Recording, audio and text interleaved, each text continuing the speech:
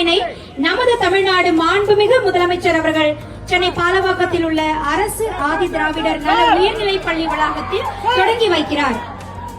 மக்களாட்சியில் 50வது நாள்.